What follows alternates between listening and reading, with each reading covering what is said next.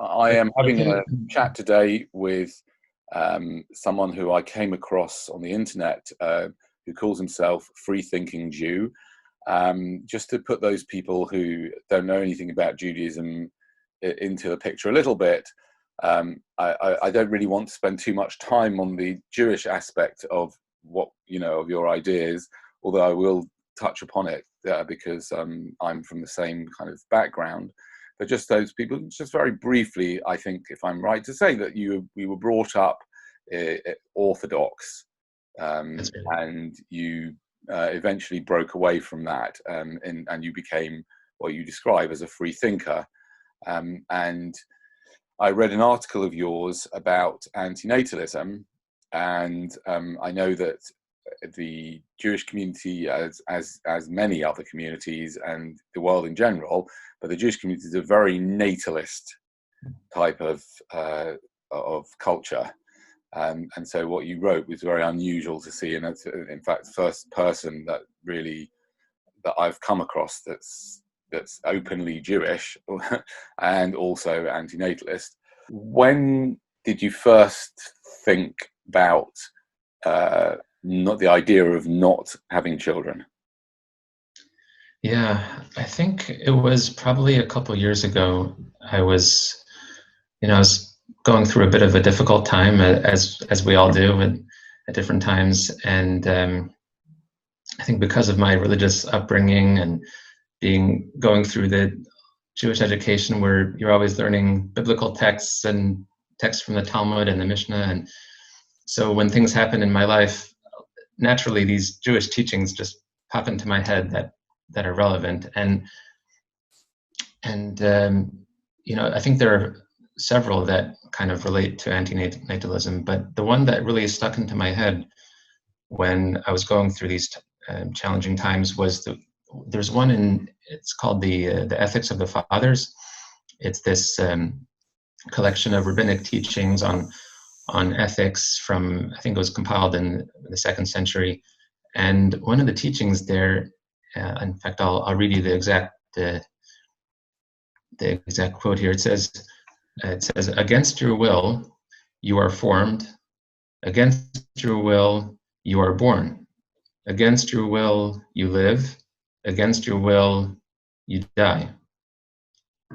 And so that, it popped into my head, and I was thinking, like, what kind of a raw deal is this? Nobody asked us to be put into this world. So that in of itself, I think, is morally problematic, because normally we don't say that it's okay to put anyone into any situation without their consent. I mean, maybe we have some exceptions. If somebody commits a crime, we put them into prison without their consent. When somebody, in times of war, in the past, we've forced people to join the military without their consent. But generally, all of us, if not at least the vast majority of us, would agree that generally it's not okay to put anyone into a situation without their consent. But that's what this teaching is reminding us, is that for 100% of us, it was against our will that we were formed and born, and beyond that against your will you live. That not only are we brought here without our consent, but we have to stay here. It would be one thing if we could just easily opt out. We're brought here, okay, fine, they did it without our consent, but at least, at any time we could just, opt out and say, okay, it's just not for me. But the fact is, as we know, it doesn't work that way.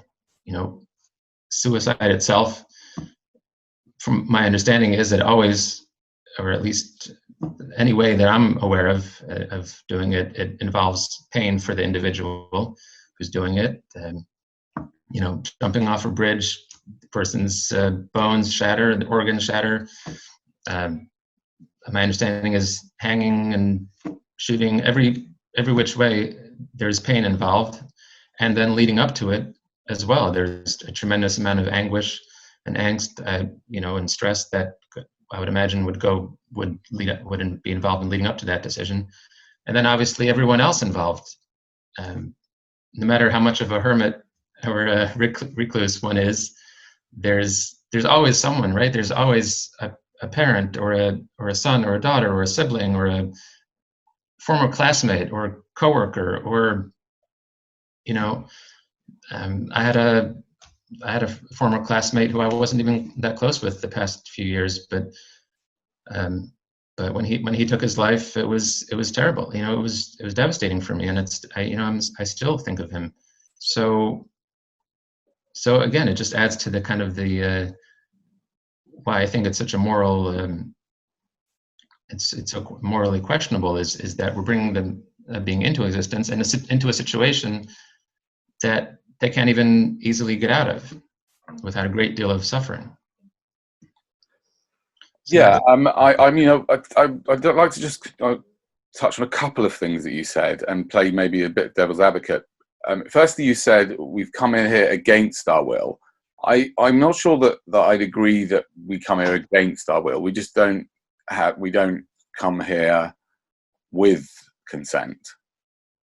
So, and I think that can be different, although it doesn't justify it. But that's number one. Number two, a devil's advocate would argue, and I've heard this argued before, that you can't get the consent from a child, and therefore it's not relevant to talk about getting consent from something you can't get consent from. Yeah, well, yeah. So to me, I think that just makes it even worse. That just drives home how universal this problem is. How, again, 100% of people who are born, it's without their consent. It would be great if we could ask their consent. Ask, do you want to do this or not? But the fact is we can't, and that's kind of the fact we have to deal with. And so, to me, that's precisely the point: is that no matter how wonderful you think you're going to be as a parent, no matter you're going to give them the best of everything, it's still the fact that you're putting them into this world without their consent, because that's the way the world works. Yeah. Okay. Yeah. It's interesting. You should say that, because that reminded me of an argument which came for me. I came across antinatalism about 2 years ago, and I've got 3 children, aged 22, 20, and 13. So it's a really interesting situation for me. And in the last maybe year, about a year ago, something just clicked. Certain things sort of just click. Certain sort of ideas and insights just sort of come to me, and because I would ask people occasionally. I ask people lots of interesting questions and make films about it as well. I would ask people things like, if you would have had the choice to come into existence, yeah, would you have come in? Yeah. And a lot of people say yes, right? And then I realized that that's actually the wrong question, because the real question is, had God or the creator, not that I believe in such a thing, but let's just say there was a creator, and let's just say there was a soul, and the creator came to your soul before it incarnated, yeah? And instead of saying to your soul, look, this is your life is ahead of you, it said to your soul, okay, your parents are sort of they're getting drunk tonight, and I know what they're like, right? And they're gonna basically produce you, right? They could produce a child, right? Do you want to go for it? And then you'd say, well, okay, well, what does it involve? And then you would get like a whole big. You'd be sat down. You'd watch a whole long video about all the possible things that could happen to you, all the possible illnesses that could happen to you, all the possible accidents and tragedies that could happen to you, as well as all the possible lovely things that could happen to you. But you could, you would know that you could be born a paraplegic. You could suffer from terrible mental health for years and kill yourself. And you'd be given like percentages of all the possible things that that could go wrong, right? Then would you choose to come in? And even then, people say yes, right? which still doesn't justify bringing someone else in, because the person that they brought in, yeah, you don't know whether that person would say yes or no. That's number one.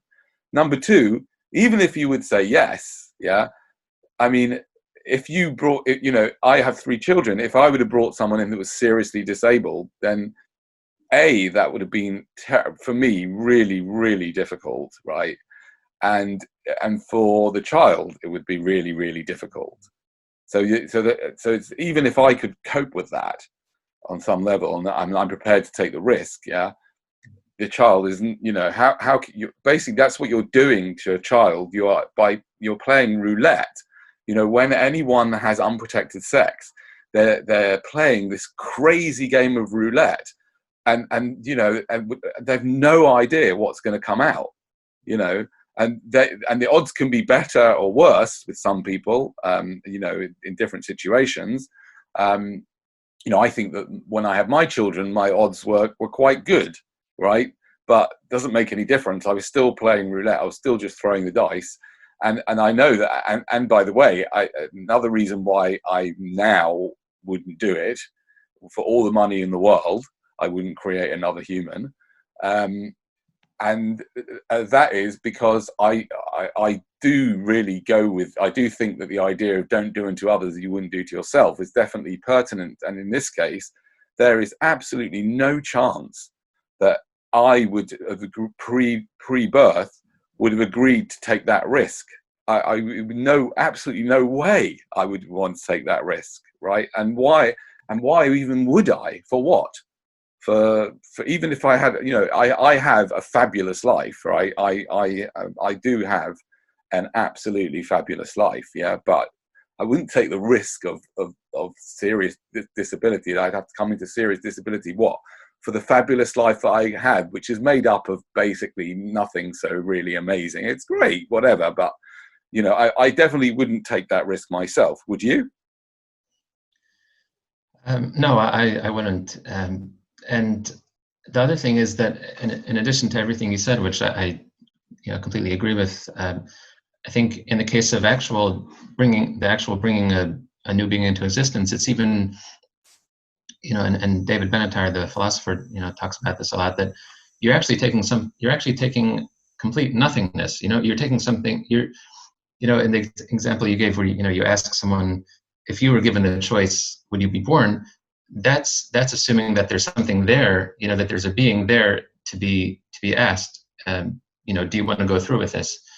But it's even beyond that, you know, in fact, right? Because the day before a man and woman get together and conceive, the day before that, it wasn't like there was a baby there, you know, waiting to have the decision made to be born or not. There's nothing there. There's literally nothing there. So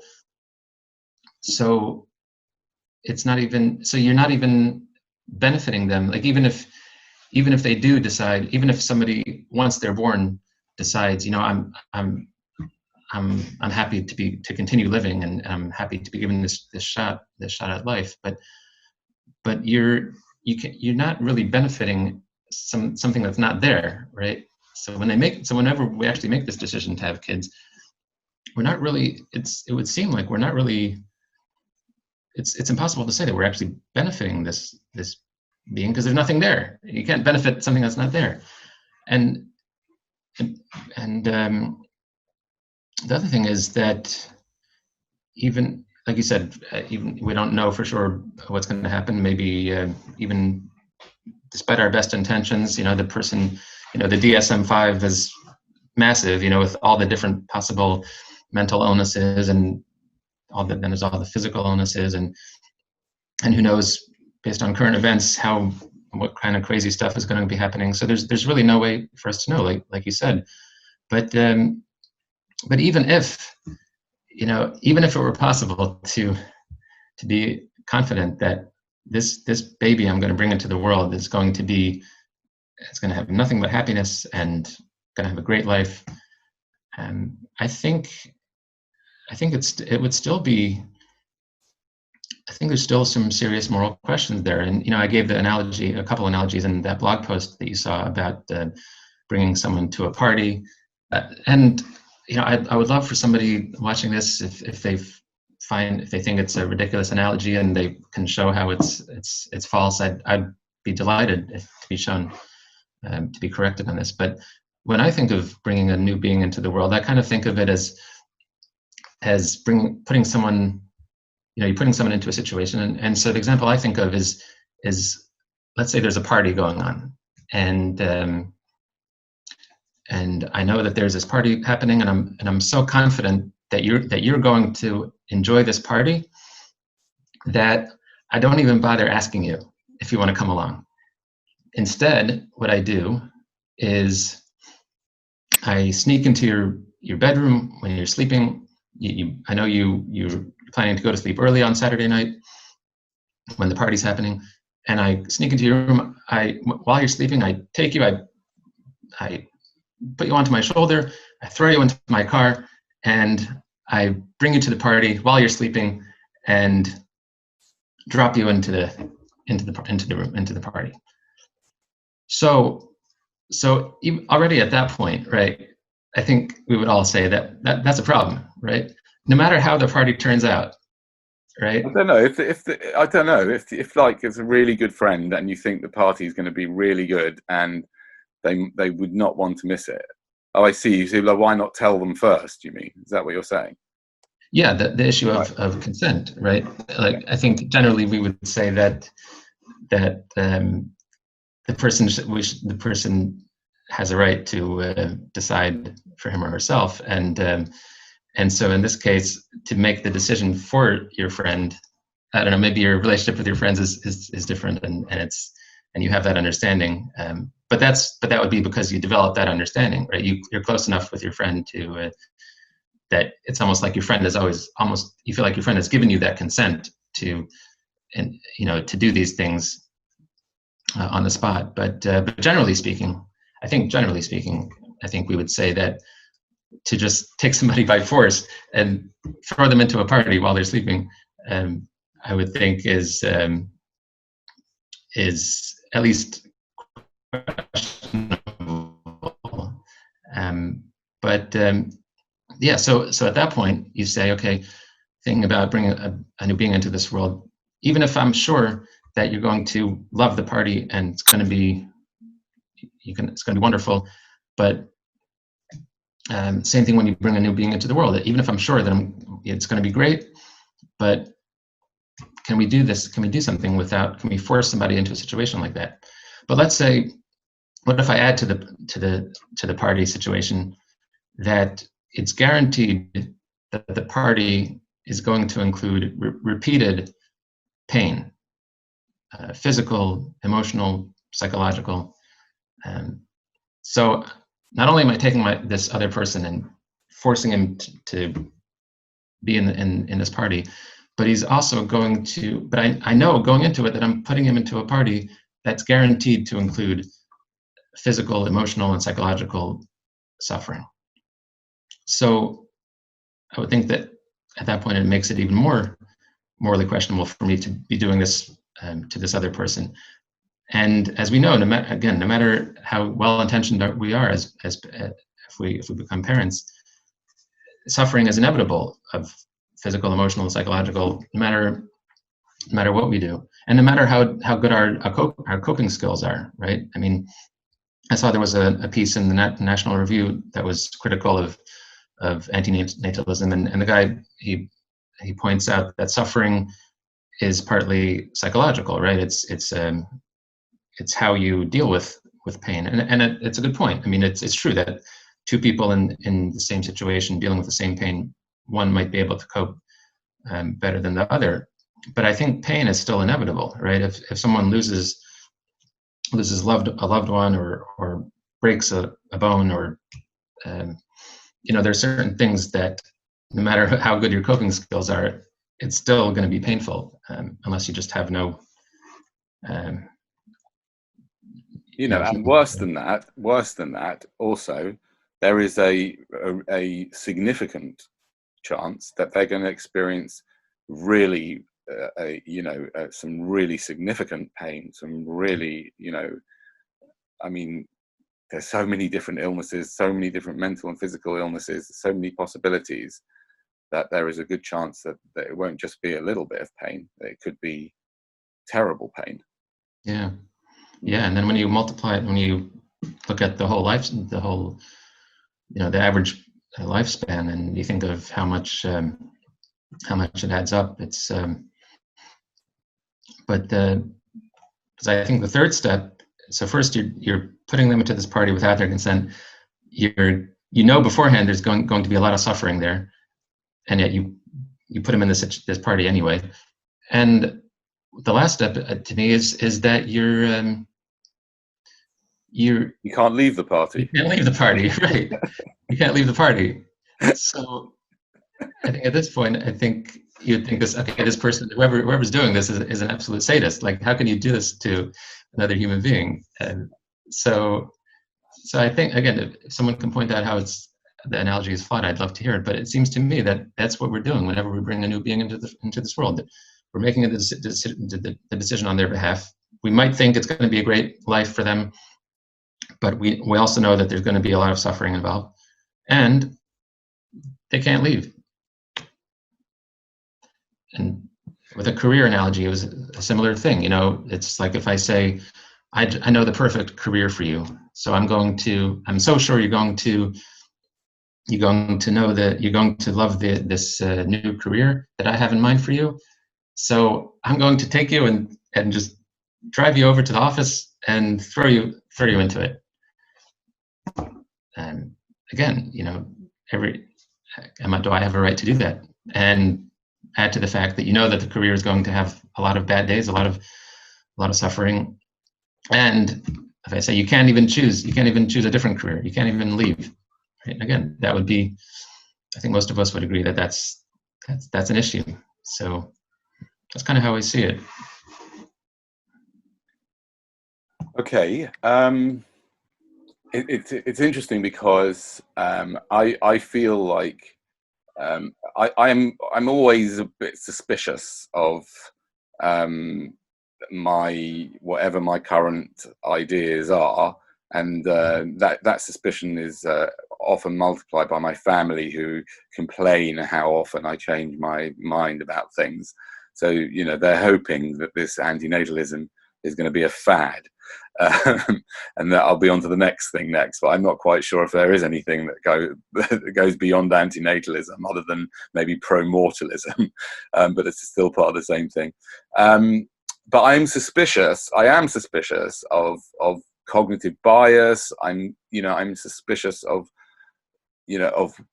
why I might be attracted to this type of thinking, and that I'm not thinking straight. But I admit that, and I like to keep that in my awareness. And at the same time, I feel like I'm like a born again. It's like a new religion in a way. It's like a born again. I feel born again into the antinatalist idea, because firstly, it's like I feel like a born again Jew. We don't usually call it that, but in our culture, we have this idea that irreligious, non-religious Jews become religious, and it's like this light bulb comes on, and it all seems to make sense, and it's lovely, and then they get into it, and that's it. They become religious Jews, and I feel like almost like that in a way, in that you've been saved. Everything seems to make sense now in a way, kind of, right? And it just seems that the arguments are just they're so strong. I was saying to my wife yesterday, who completely rejects them all, manages to, that's fine, whatever. But I was saying to her, like, I have yet to come across any serious attempt to debunk antinatalism. I don't know. I'd love to find anything, but I haven't. I genuinely really haven't. I don't know if you have. If you have, please let me know, because I'm just interested to push my views a little bit. So yeah, they just seem so compelling, and just your argument on its own is compelling. Yeah, and that, I think you wrote it if I remember, it was a while since I read your article, but it was about how simple it really was to come to this conclusion. And that's just, to me, your argument is one of many arguments that, can pile on top of that. And I haven't found any convincing counter arguments really to it.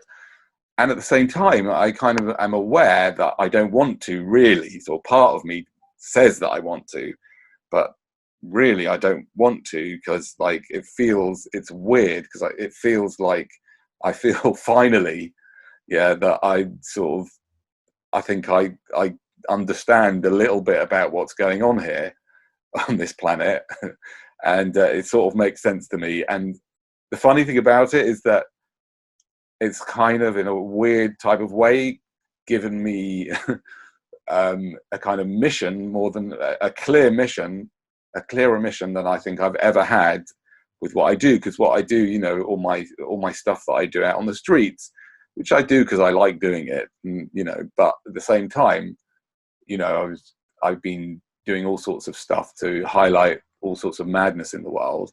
But now I feel like the idea of getting people to question procreation, I can't think of a more important thing to do, if there is anything that's important to do. I mean, in the big picture, none of it's important, but it feels like that to me. So I'm in this funny sort of place of, I am really interested in counter arguments. I'm aware of my own biases. I'm also sort of aware that I'm quite different to my wife, for example. My wife is just a very positive person. She also uses denial I think we all do really, to get by, but she is quite positive, whereas I find it more difficult.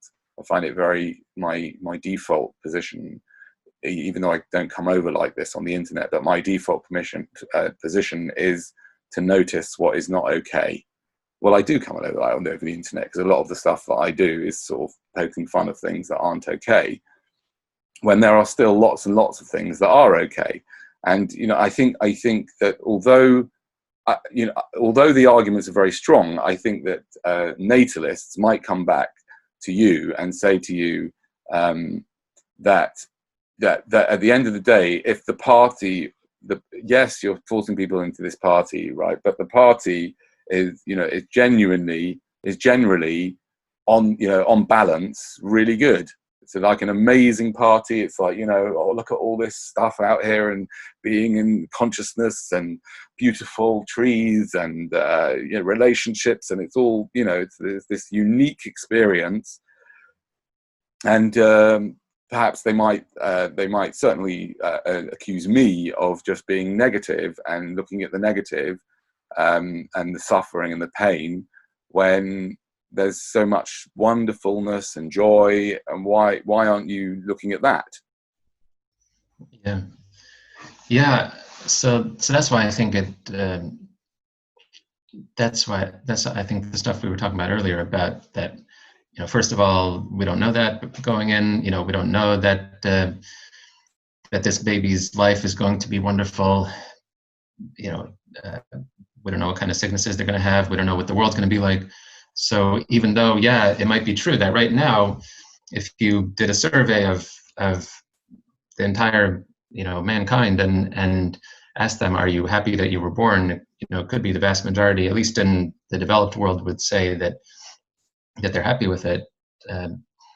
But you don't know if your child is going to be one of the minority. I mean, obviously there are plenty of people in the developed world who are very unhappy, and who do jump off bridges, and it's not obviously their parents could have never. I don't think anyone who's taken his or her own life, I don't think any of them had parents who said, what, I think we're going to have a child, and I think it's probably going to take its own life someday. No parent thinks. Every parent thinks that has this confidence that this child is going to be happy. But so maybe the child will be in the minority and not be happy. And B, like we said, even with that, and even if it ends up being a great life, but there's still all this suffering. And like, I really like David Benatar's asymmetry argument. I know not all philosophers accept it, but to me it makes a lot of sense. He says that when you're bringing a new being into the world, you're not benefiting that being, because like we said, there's nothing there right now, so you can't benefit something that's not there. So whatever benefits they get from being alive, that's not really a benefit to them, because had you not had them, there just wouldn't be anything there. But on the other hand, you are causing suffering, right? Since every life has suffering, by making this decision to bring this being into the world, you are making a conscious decision to, I know it sounds terrible, but to cause suffering, because it's just impossible. No matter how wonderful of a parent you are, it's just impossible. So even the best of life, even if they're right, even if the natalist is right and says, yeah, the vast majority of people are happy that they're alive, and even if your child is going to be among those, but what it comes down to is, are you really benefiting anyone by doing this? Are you really benefiting this being by putting it into a situation that's going to include a lot of suffering, no matter what? And when the benefits, well, if you don't have a child, there's nothing there to be missing out. There's no FOMO going on. There's no fear of missing out amongst things that don't exist. And it's just, I think we just haven't thought about these things that much. I don't know what your sense is, out on the battlegrounds, but my sense is that it's just, we're just kind of early on in bringing this into people's awareness. And so so when we talk about, are there counter arguments, I think there just hasn't been a lot of discussion about it until now. We've just kind of always assumed, well, that's kind of what we do. It's natural. You grow up, you go to school, you get married, you have kids. It's just kind of what we do. We never really questioned it that much. And I think it's only now, or in the recent few years, that we're actually saying, that's how progress always happens, right? I mean, we take something that we assume is natural, and then at some point, some philosophers or legal experts, or in some cases religious leaders, say, hey, let's think about this for a second. Yeah, it might be natural it might be natural to commit genocide, but at some point we said, hey, wait a minute, is this really right? We're all human beings here, we're all the same. And it might have been natural to, it's natural to procreate, right? And to just spread your seed to as many people as possible, as many beings as possible. But obviously it's a long time ago already, we decided, just to be committing adultery and cheating on your wife or your husband, it causes a lot of pain. So probably not a good idea, even though it's natural, And so I guess the same thing needs to happen with the natalism thing. Is that at the very least, what I'm hoping is, I have no illusions that at least in my lifetime, that all the 7 billion people or 8 billion people in the world are going to decide we're not going to have kids. But I guess my minimum hope is that it won't be automatic anymore. People will actually, at least it'll be acceptable to make the decision, regardless of what community you're in, to say, what, I don't think it's right. I'm not going to do it. I'm not judging other people. I'm not, if my brother or sister has a baby, I'm going to be happy for them. I'm not going to be like this, I'm not going to cause more suffering by spoiling my siblings' joy. Once they make that decision, I might speak to them beforehand. But if the situation arises, but once they make the decision and have a child, I'm not going to cause more suffering by raining on their parade. But I think at least in the community that I grew up in, the idea of choosing not to have kids, it was unheard of. Like, it was, to choose not to have kids it's you would be, everybody would be talking about you, like it couldn't happen. And so that's, at least that's my hope, is that at least it'll become okay to make that decision, that, and people will say, okay, I understand it, it's I won't assume that person is selfish or misguided or or have some mishigas in their head for making this decision not to have a kid. No, it's actually something that people do, and a lot of really good people do, and yeah, that's kind of how I see it. Yeah, I like that. I was just thinking, actually, as you were talking, that one of my closest friends has just had his third child after I'd been banging on for 2 years about my opposition to procreation. Just shows how it's so ingrained. It's so ingrained in the mind. The other thing I thought of is, I think that there is a huge amount of potential for amazing artistic, films and general artistic creations around antinatalism. It's such an interest. So, for example, I'd love to see a film. It could be a short film, right, of one of your metaphors.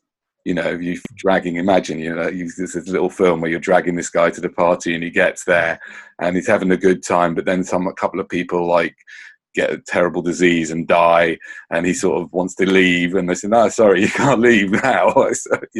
And this film carries on. Like that kind of thing. I think there's a lot of opportunities for some really fun, good idea. That sounds great. Creativity around the subject. Yeah.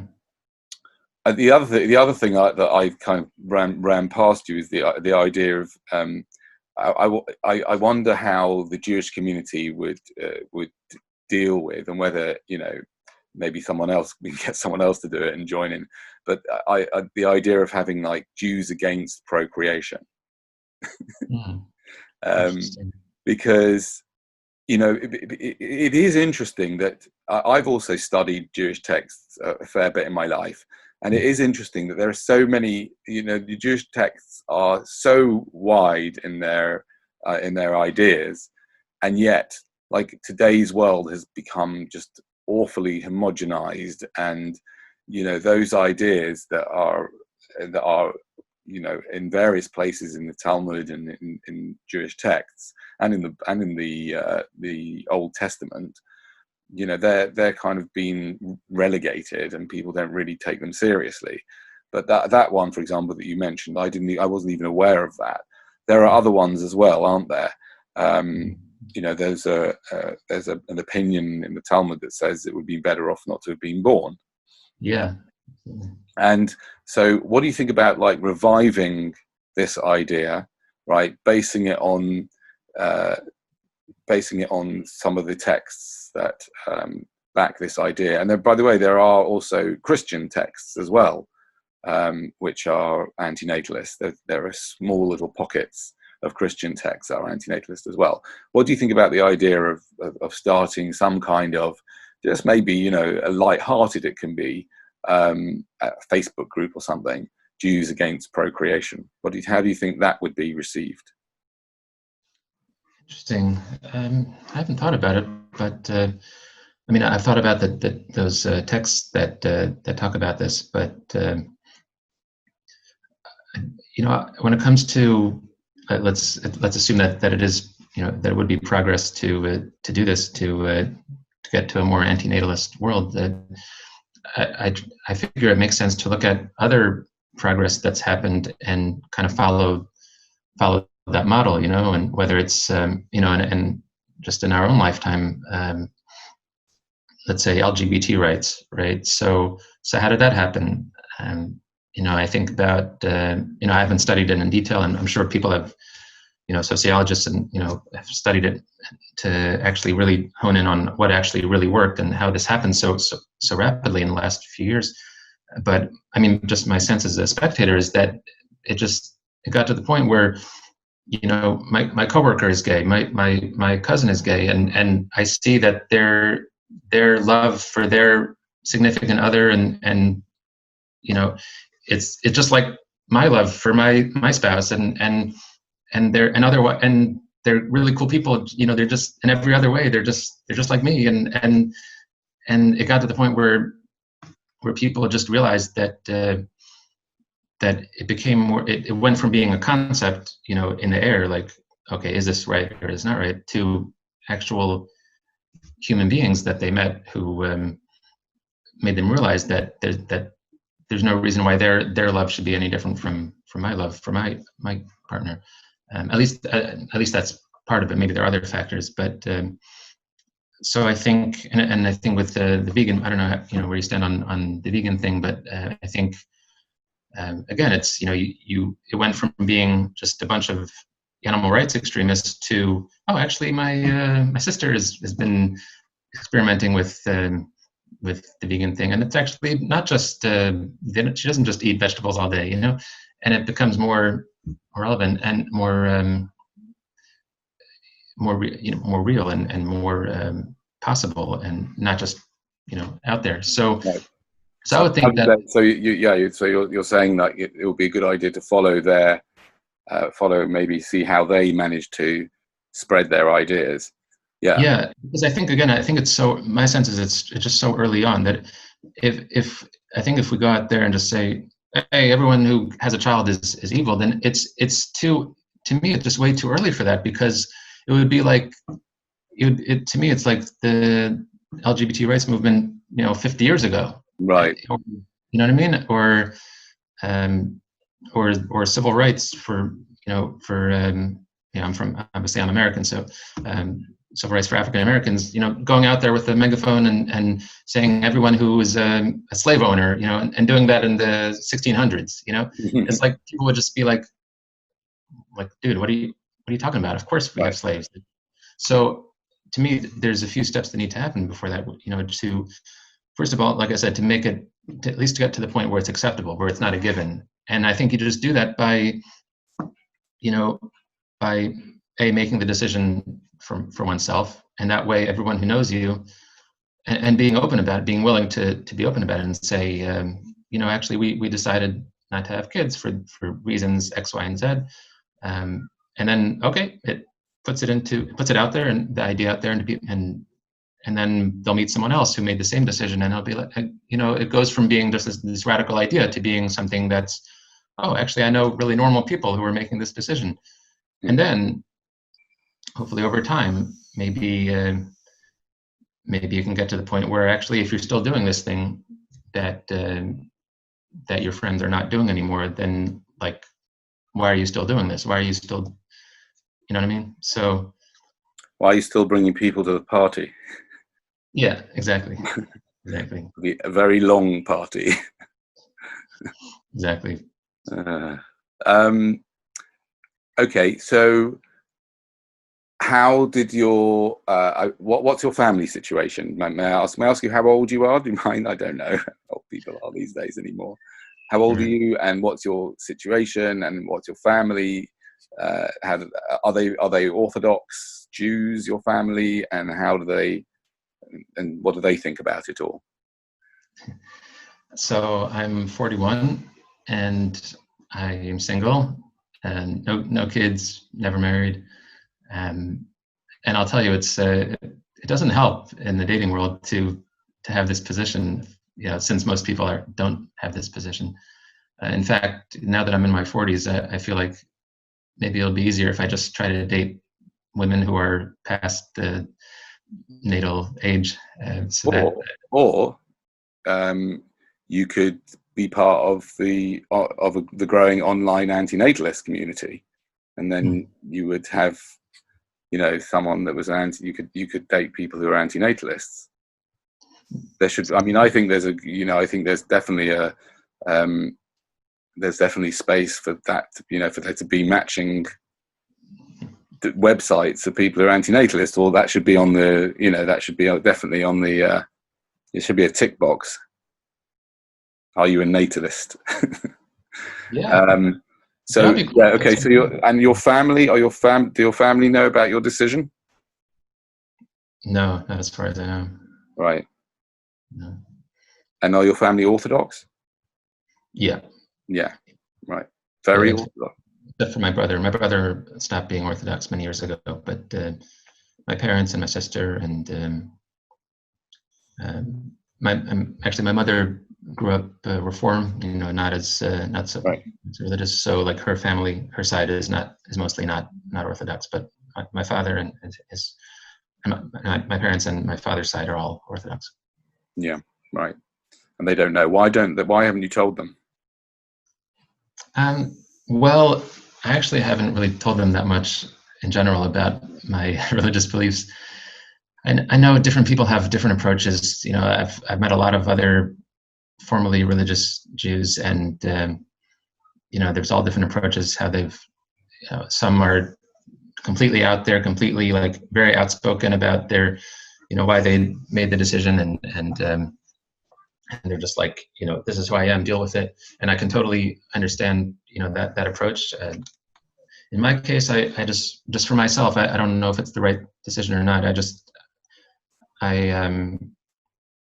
kind of felt like as soon as there's a good reason for me to do it, for me to tell one of my friends from my Orthodox life or certain family members, as soon as there's a good reason to do it, I'll do it. But right now I live across the ocean from most of my family and friends from my Orthodox time, from my Orthodox life. And so, why would I, like, what benefit, who would it benefit for me to break their heart and tell them that I'm this heretic now, So how long have you been a heretic? I think it's been about, I went through a very gradual process of many years of questioning and doubting, but I think about 8 years ago or so now, 8.5 years ago, is when I kind of turned the corner and realized that, I just, for a while I felt like I had this issue that I had to resolve, this almost like a sickness, like I need some rabbi or a Jewish studies scholar to cure me of of my doubts and questions. But I think about 8 years ago is when I kind of felt like, actually it's okay. It's like, it's not something wrong with me. It's actually a good thing that if I don't just accept the things that I happen to be born with, the beliefs that I happen to be born into, then, if I don't accept things without good reasons to accept them, then I shouldn't feel bad about that. It's actually something I should be proud of. 100%. Just going back to antinatalism, so do you discuss your antinatalist ideas with your current friends? And I don't know if you have work colleagues, or I don't know, but do you discuss that with friends and colleagues? A couple of them, actually. When I was going through that hard time, and I was thinking about that statement about, against your will you live and whatever. I remember sharing that on WhatsApp with, I think I changed my WhatsApp status to that for a while, and I, and the friends that I usually complain to and vent at when I'm, those kinds of friends, I was like, what kind of a raw deal is this, Just, so I didn't necessarily go through the whole, the whole argument and everything, but I did bring that up, and I shared this blog post with a couple of my friends, and they went back and forth a little bit, but I haven't shared it with any of my friends from my Orthodox days. And have you seen any of the antinatalists online? I mean, you've mentioned Benatar, so I presume you've read his book. Have you seen any of the stuff online? Do you like it? Do you not like it? What do you think about the stuff that's online at the moment? Yeah. Any of it? So I think I think a lot of it's really good. I like, I think when I tweeted out my blog post, I had some nice responses from people in the anti-natalist community. There was one in particular, I forget what it's called. There's a Twitter account that posts something, I think maybe every day they post like an anti-natalist message, and some of them are really, I think are really, really powerful. I think, and yeah, David Benatar, I think has been great.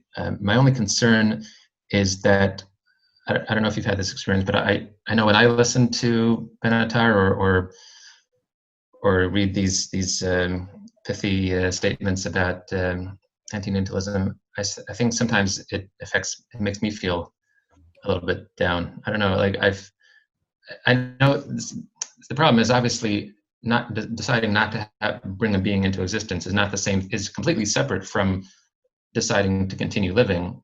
Deciding whether antinatalism is not pro-mortalism, like you were saying before, and yet I think it's understandable that if you think about the fact that that it's a shame that we were born, that it's a shame that we were brought into existence, then it's I think it's understandable that it could make you feel a little bit down, and like I mean, if you think you've got problems, yeah, I'm sure you.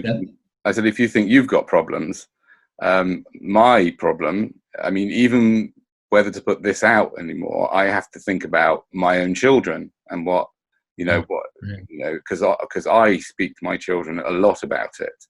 I mean, probably too much, and I don't speak about it a lot now because they don't like it, right? But they know full well that the worst. I know sounds so outrageous what I'm about to say to so many people, especially Jewish people, but to me, the last thing in the world I want to see is them having children. I really don't want that for them. I don't want it for the children. And that's like heavy stuff to say to a child who's been brought up in a completely different way to this idea, has been brought up, all their friends are getting married and having children and all that. And it's very difficult. I've got a young 13-year-old, and by saying that, I already admitted that I am responsible for all of his pain and suffering, and he sometimes uses that against me, which is kind of all right on some level, and I don't mind it on some level, and on some level it's also I think on his part a bit of a misunderstanding, because as someone in this strange position of being antinatalist and having had 3 children, which is a lot, the person that had the 3 children, right, had absolutely no idea about anything that we're talking about. It just wasn't on the radar. And I was thinking, as you were speaking at the beginning of this, that I had never met anybody who'd made a conscious decision not to have children until I was at least over 30 years old. I've never met anyone like that. Yeah. I mean, there might have been people. I'm sure there were people that I knew in university that may have had. They were thinking. Some people think about this when they're very young. They don't want to have children. But I've never met anyone, and definitely not the Jewish community, who said, no, I don't want to have children. I just never met anyone like that. And my children have been brought up in that atmosphere, so it makes it quite tricky. But I know it can make you feel down. And on the other hand, our thoughts come in, all sorts of thoughts come in and out of our minds. And, on the other hand, I could say to you that whilst, yes, a thought might come in and make you feel that's, really you shouldn't have been born, right? But think about, like, I don't think you realize, you will never, you won't realize what you have prevented, the amount of suffering you have prevented. You will never know, how much suffering you have prevented of yourself, right? because I can tell you as a father that I don't think there's anything that's worse than watching my children suffer. Right? It's horrible. Yeah. And you've prevented that.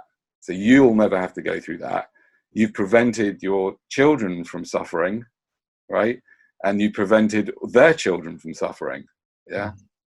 So if you ever get a moment of feeling down that you should never have been born, well, yeah, it's true you should never have been born, and it's true your parents should never have had you, but then nobody's parents should ever have had them. And the only reason your parents had you is because their parents had them, and, you know, and all that wasn't really their fault, right? So to say you shouldn't have been born is a bit silly, really, isn't it? Because you were born, right? Right. But you having come to that decision in this society is it's still extremely rare. Which is, you know, sometimes I think to myself, how is it that I reached age 51, that I had access to the internet? I also had access to, it's not like I'm sort of quite mad, right? I'm quite out of the box, mad, a bit of a madman, right? And I'd still not come across this idea till I was 51 years old with the advent of the internet. Which shows you how deep it is in the DNA and in the culture. It's just so ingrained, so that when you feel you or any other person who's made that decision ever feels that sadness about that, you can counteract it with how much suffering you have prevented. It's colossal. I appreciate that. That actually is really helpful. I hadn't really thought about it that way, but I guess it's true. It's that, yeah, it's. And this brings me on to the last point that I wanted to talk about, which is that I want to have these series of talking to people about this in relation to COVID. Yeah. So I'm going to ask you firstly, how does the situation in the world around COVID, how is that tied in with your thoughts about procreation? Yeah. Well, I think that it's only reinforced it, to be honest, because again, we talked about how we imagine we're going to give our children a great life, but the fact is that we can't really predict the way the world's going to be, and nobody could have predicted this, right? And although there's that video of Bill Gates predicting it a few years ago, but for most of us, we bring these children into the world not knowing that there's going to be a pandemic at some point. So, and I think it's important, and it kind of ties into your last point about, or the point we were discussing about the sadness involved, and it's kind of a negative thing to talk about. But I think it's also important for us when we talk about this, especially with other people, that we acknowledge the beautiful things in the world, that we acknowledge the positives, that, how amazing it is and how beautiful it is to see the health workers and the, saving people's lives, and the people who are bringing food for the health workers, and all the people involved in making the best of this really terrible situation. So we're not ignorant to the beauty of the beautiful things in life, and the truth is that I in some ways I feel bad that I've come to this logical conclusion, because I think seeing a newborn baby is one of the most beautiful things, or seeing even a baby inside the mother's womb and one of these crystal clear ultrasounds. I think it's just on an emotional level, not a psychological level, but just emotionally, it's just so beautiful, and or the way somebody maybe overcomes an addiction, or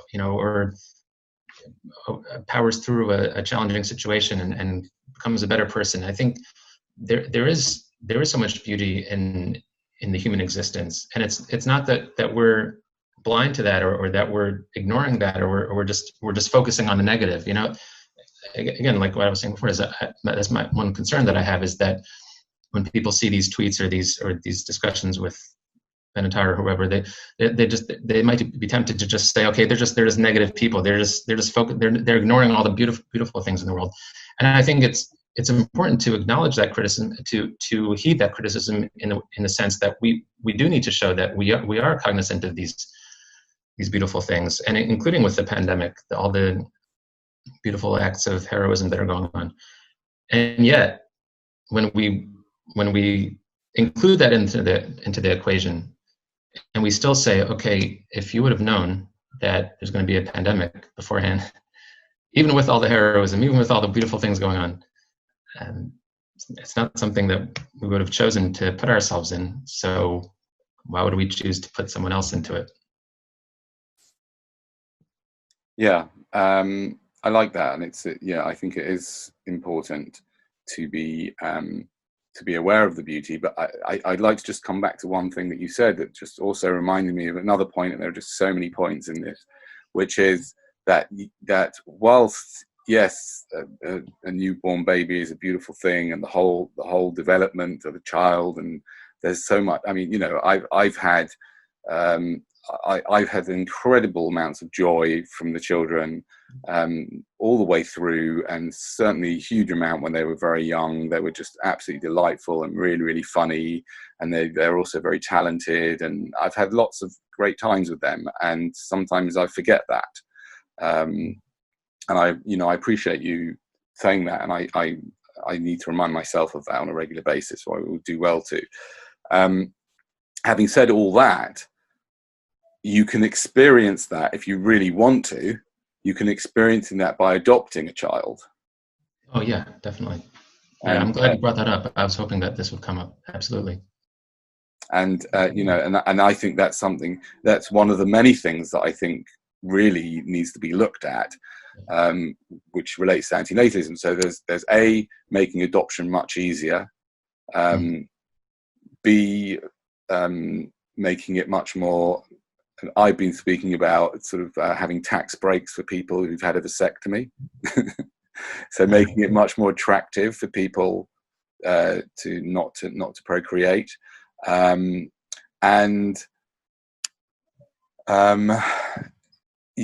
also going back, just one other thing that I remembered from your story about getting out the party, and this is another whole discussion, but I think that there needs to be, or it would be good if people were to start to talk about being able to take your own life easily if you want to, because I feel like that should be something that people have the right to do if they want to. And it's a very tricky question, which is why I would still prefer people not to procreate, so that people don't get put in that position. Yeah. But if they are put in that position at the moment, it's very, very difficult to do it if you want to get out of it, if you want to.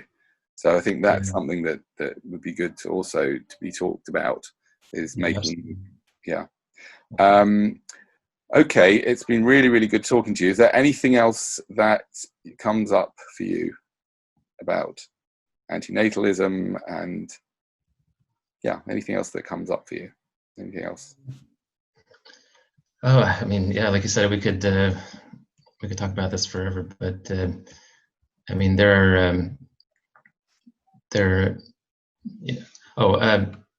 I'd mentioned this in the blog post, but some people might, one counter argument some people might think is, well, we make decisions on behalf of other people all the time. We vaccinate our children, and we decide what school they're going to go to, but I think in those cases, it's the other option is for them to be living without having the vaccine, or living without schooling. So whereas having kids, the other option is just nothing.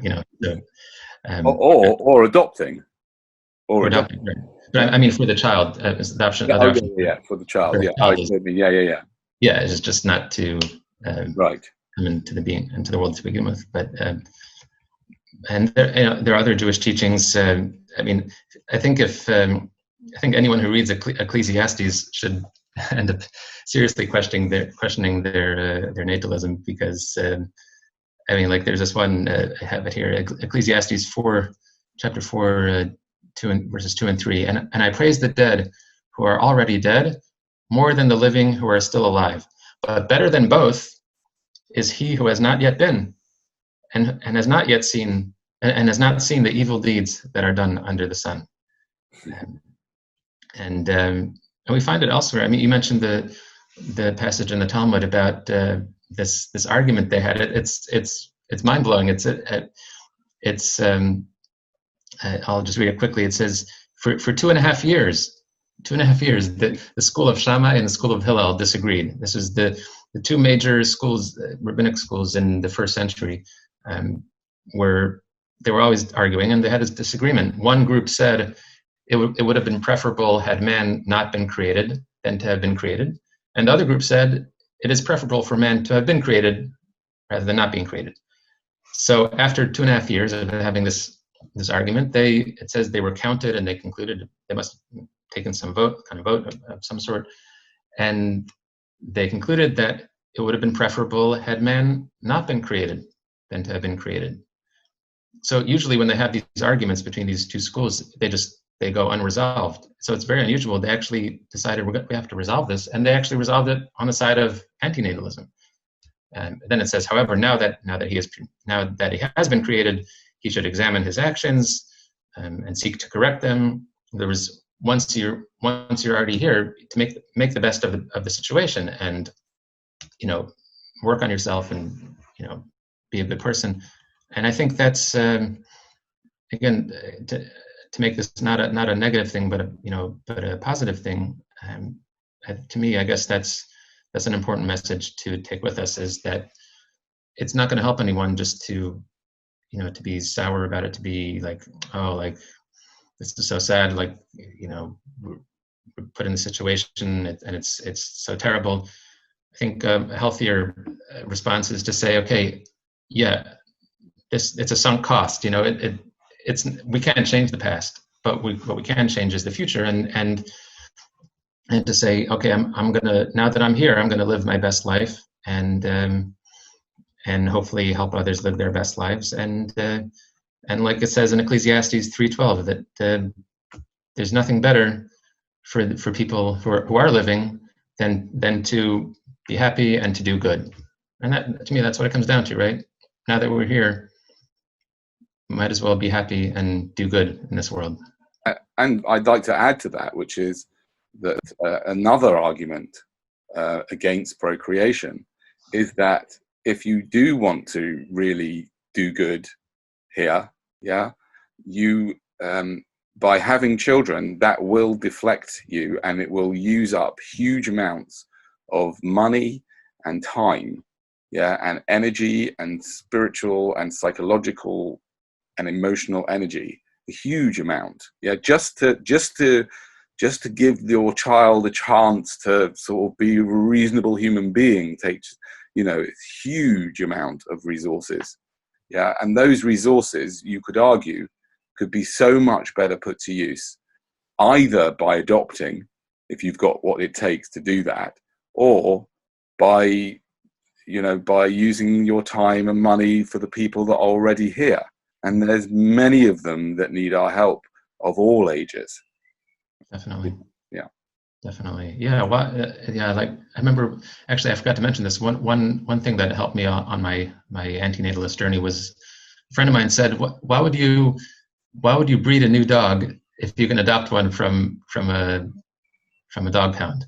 And I was like, wow, I never thought of that. Like, and I was like, I was trying to think of ways to counter that, and I never really did. But I still haven't found a good really counter argument to that. Like, why would you breed a new dog if you can take one from a dog pound and give it a better life? Not to compare humans to dogs, but the point is, on that, at least in that regard, I don't see a difference. Like you said, if you can take a child who's already here and has a horrible life, and you can give them a better life, just like when you take the dog from the dog pound and give the dog a better life, why would you create a new one? Why would you breed a new one? And by the way, for those who adoption may not be right for all sorts of reasons, there are other ways that you can help. There are other ways that you can help children if you want to, by being in education, or by being a godparent, or if you've got anyone in your family that has got children, you can be you can be an uncle or an aunt or a this, whatever it is. Yeah. Yeah, a mentor, a big brother, a Yeah. big sister kind of thing. Yeah. Yeah, absolutely. Or you, if you prefer adults, you can help adults. I mean, there's no end of what you can do with your time and your resources. Anyway, thank you very, very much for joining me. It was really, really lovely to meet you. And yeah, maybe we'll speak again sometime, and be well. You too. Thanks a lot for having me. I enjoyed it.